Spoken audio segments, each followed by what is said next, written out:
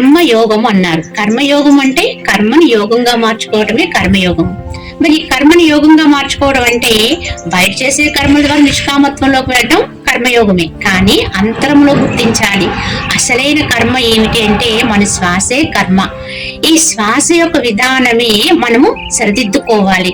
ఈ శ్వాస మన లోపల ఎలా ఉంది? వాయుతత్వంతో ఉంది. కావున మన లోపల ఉండేటువంటి శ్వాసని, ఈ వాయుతత్వంతో ఉండేటువంటి శ్వాసని మనసుతో కలుపుకుని ఒక క్రమ పద్ధతిలో మనము ఒక నాడీ మార్గం ద్వారా ఊర్ధ్వంగా తీసుకెళ్లగలిగే విధానమే సాధన.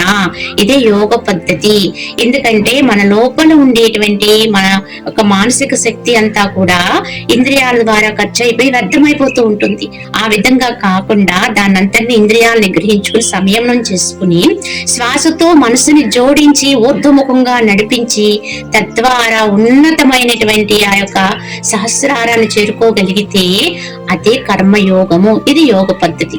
యోగ విధానములో కర్మను యోగంగా సిద్ధింప చేసుకోగలిగిన వాడికి ముక్తి తథ్యము అన్నారు పరమాత్మ. హరి ఓం తస్సత్.